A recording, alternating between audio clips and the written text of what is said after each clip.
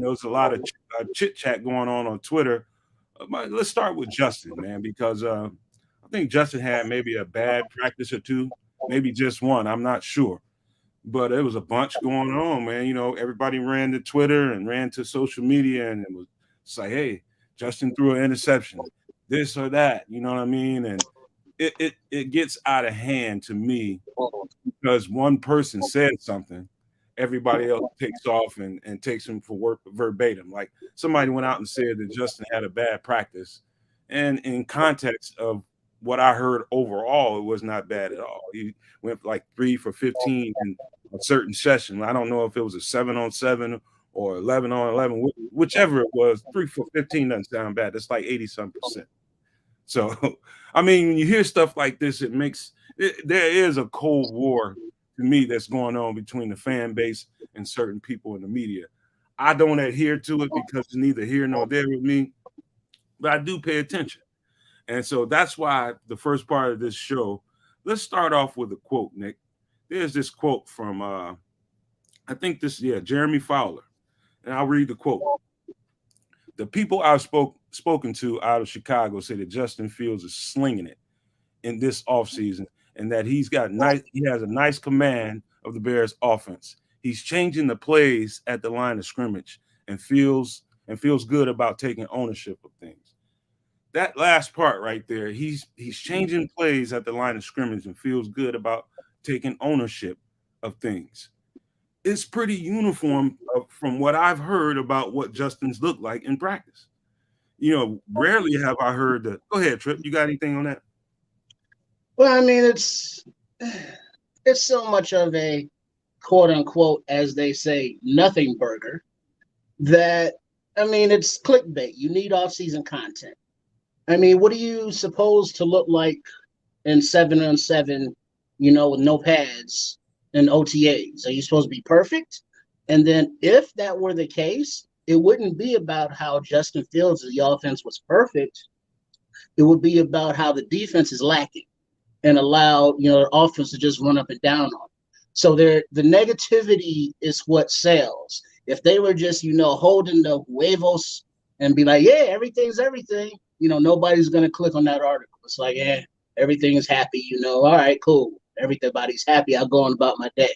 But it's like, there's drama. There's trouble. Like, what? Click? Oh, this ain't no trouble. But too late. They already got you. It's just, I get, I haven't been involved in the podcast world for not much longer than a year. When I start gravitating towards Bears content and Bears podcasts and things like that, I noticed that kind of ran rampant, and I just didn't really get it. I'm just like, really, man? I'm like, they take every little thing and just run with it. Me being a person that kind of knows what it feels like going through camps and things like that, it's just, I know it's kind of irrelevant. What's important is the second part of what that quote was saying. The most important part was the second part when he said that he basically said he's changing plays at the line of scrimmage. That's the part. Mm-hmm. That's the part that's different. They've pretty much given him autonomy, it sounds like, to call it hot at the line of scrimmage. If him and DJ or him and Chase come at the line of scrimmage, they can get out of whatever they're doing and go bombs away on anybody. And so that's how long has it been as a fan base that we've wanted a quarterback with that autonomy? Sexy Rexy, he never quite got there. Mitch never quite got there. Jay Cutler, it was like, all right, we'll just throw it to Brandon Marshall. So that's not really the same thing. And you're looking at now Justin Fields, the quarterback in the second year of this Getsy offense, and he's more comfortable. He's now, okay, I understand what's happening. And on that note, Getsy is more comfortable with, Justin understanding the deep philosophical concepts of the plays and the routes and how they all are intertwined in the playbook, and giving him that autonomy to be like, all right, kid, go out there, make your money, show us, show everyone, show you that you are the guy, you are him, as they say, and run this offense. And, you have the weapons. with the running back room upgrades, you got the wide receiver upgrades, you got tight end upgrades, you got offensive line upgrades. Now you have the autonomy to go out there, and if you see something at the line, and it's like, all right, you know that safety is coming down, there's a blitz coming, you're going to check, you're going to slide that protection over, and you're going to get that hot route for that wide receiver on whatever route that is, and you're going to do that in that few seconds that you have at the line of scrimmage, and you're going to play that, and you're going to progress as a quarterback and as a team, and that's what we all want to see. For the most part, man, it's a what I like hearing is I mean, it's pretty uniform to me. And I keep hearing player after player after player. Some of it you want to take with a grain of salt because it's just like, okay, what are they going to say about Justin? They going to go up there and say something bad? Hell no. But it was uniform. Across the board, they were saying the same thing. People are excited to play with him. They see that he's taking command and he's demanding. He's the first one in, the last one out. That's a sure enough sign of a leader to me. You know, I've never been one to poo-poo Justin in the least way. I knew he had his flaws, just like any young quarterback did, and they were glaring at times. But I'm telling you guys this. I'll tell you guys this, and I might have said this one too many times, but I'm going to keep saying it. I don't think most people recognize a dog when they see one. I don't think people understand what, unless you've been next to a dog or if you've been in the company of a dog or you've been around one, you wouldn't know it if it kicked you in your ass. And those are the people that recognize that. They don't question this dude because you can see it. I knew it in the Pittsburgh game. What was that? A couple years ago when Nagy was still here. I knew it was. I knew he was it. I knew it would just be a matter of time and a matter of them being patient with him, getting some continuity around him in front of him, and getting the offense that fits him, and giving him time to grow in it. And they're at that point. Is he done growing? Hell no. He's just starting to grow in that offense, and that's what's scary about it. They're just. And you see now on the side of the fan, it's hard to understand a lot of things at the same time if you don't understand the nuances of football. Because, you know, even if you do understand those nuances, you want to see Justin get rid of that ball faster and make those quicker decisions. You know, we understand that he didn't have the weapons. He didn't have the protection. You know, he couldn't trust the routes. We get all that. But we want to see him do that. And I find it hard to put all my eggs into his basket. I want to. I can see the talent. It's like the athleticism, the intangibles, the leadership, the intelligence, you know, the high football IQ. And it's like, I want it to be so just like everyone else, but I can't go, yeah, he's him, Justin Fields forever, until I see him do those things that are, you know, his drawbacks, are his negatives. And then it's like, all right, cool, I'm in. You know, but until then, I've been hurt too many times before. You know, there have been so many players who were going to be him, the answer to take us to the next level, and they turned out to be not. And I just can't put all my heart and my love into him just yet. I'm a little standoffish. I've been hurt too many times. But you show me that, and then I will embrace you with everything I get. Well, you need That's to go where to I'm at right now. That's where I'm at right now. They got groups for people like you. You got BFS, beaten fan syndrome. Your ass been kicked around, man. A lot of Chicago fans been kicked around, but you know, and that's just we love the team so much. We love the team so much that disappointment over time and over the years. If you don't know when to unplug it and plug it back in and reset everything, like every year, to me, I'll never suffer that because I know every year is a different season. It's a different team.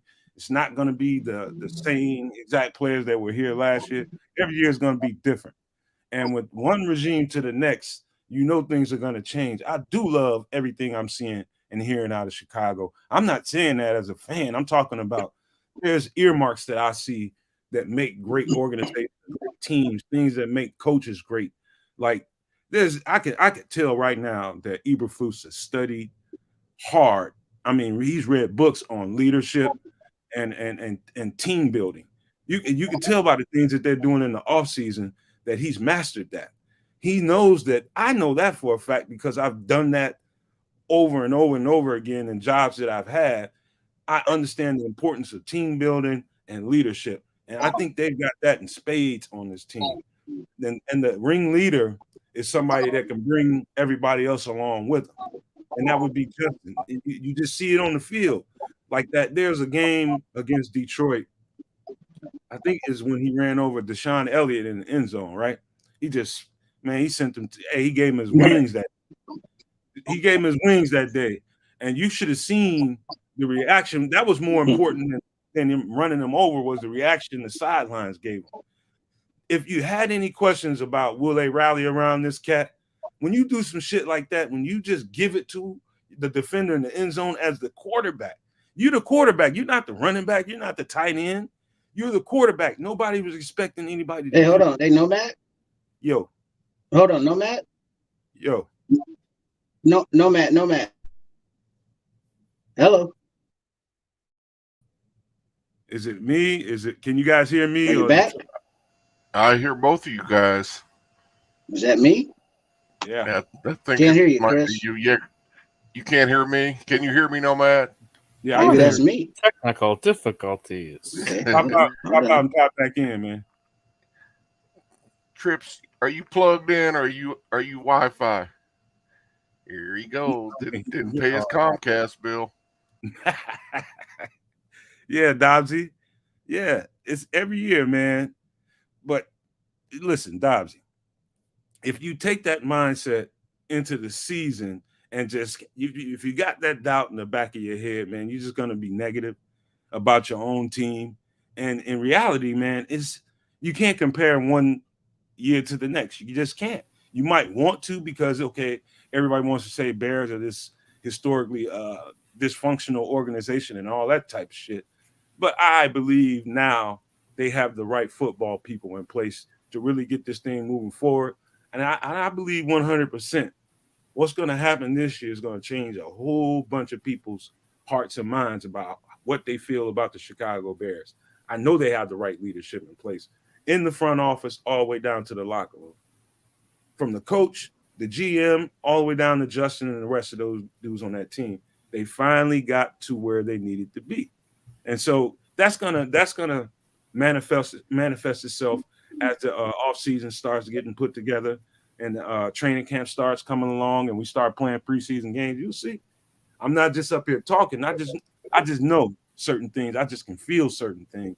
And I'm telling you, this is gonna be a crew that's gonna be not to fuck with. You won't be able to fuck with these dudes. I guarantee you by mid-season. Hey, you good? I hope you're right. Yeah, can you hear me? Am I good? Yeah, you're good. All right. Yeah, I hope you're right, and I do, but it's like, hey, I went to school in Missouri. Show me. I mean, so hey, that's where I'm at with it. Hey, everybody, you know what? I understand the doubt, and I'm not here to really change anybody's opinions. You're gonna feel how you feel until you don't feel that way. And I think everybody will have that opportunity to see what the fuck Nomad has been talking about. Why is he so confident? I see earmarks. Every great organization, every great team has certain earmarks. Over the years, I've noticed them. Those earmarks are similar to the Baltimore Ravens and the way they do things. Those earmarks are similar to the 49ers and the way they do things, the Eagles and the way they do things, the Steelers and the way they do things. Really tough-minded, defensive-minded teams that can score points on offense and can win games. That's what the Bears are going to look like. I think they're going to surprise people, especially on offense. It would not surprise me if they put up 21 points and a half fairly often. It would not. That's something I'm honestly expecting on offense. What's that? That's something I'm honestly expecting on the offense. I think you should. I mean, they got it. They had the number one run game in the league last year. I don't see anything going on now that would change that. Absolutely. I don't see any reason why. If anything, the running back room got better. Offensive line got better. Receivers got better. How are they not going to be able to put up points this year? Man, Justin is going to be a talk. Hey, like Bear Truth says in the chat, I'm cautiously optimistic. Well, which is fine. I did my job. It's understandable. But shoot, Justin, man, I'm I a- believe in that dude 100%. Just- Always have, Right. always. And okay. I understand fully what you are believing in. I mean, I see what you're seeing. I just can't go fully all in until he puts it all together. I understand the development aspect of it, I feel but that. that impatience factor is there. That impatience, I got that the wanting patience. to. Yeah, Josh Allen took some time, so not everyone's hopping out the gate right away. So I'm willing to give him some time. Hey, Shoot, Right. Tom Brady wasn't Tom Brady right away. Yeah, he won Super Bowls right away, but he had a great team around him. Like, it wasn't really until he got like Randy Moss where he started throwing some big bombs down the field and then started really being Tom Brady, throwing it all over the place, being that dude. You know what I'm saying? So it takes time for some people. Even Drew Brees took a few years. Well, I mean, that's a lot of, like you spoke about Allen, and all the quarterbacks that you mentioned. They had those things around them, a team, and that's what Poles is building. And as the weapons are coming together room by room on the offense, that's just going to bolster that potential and give it the support, give him all the tools that he needs to be great. And it's like, yes, I want that dude, but I just can't be like, yeah, we got that dude till I see it. Got to see it first, man. Hey, no transaction until I see the product. You feel me? Yeah. That's exactly what I see, though. I trust my eyes, and what I see in him is a leader. I see a premium athlete, and the word for me is trust. I trust him, and I need to be able to trust the offensive line now. So we can, if I can trust the offensive line, I have no doubt he's going to take his game to the level that we're looking at. We're looking for. We haven't had anything like him before, and that, to me, through my eyes, is evident. We just have to come together. We got to coach him right, and we got to protect him.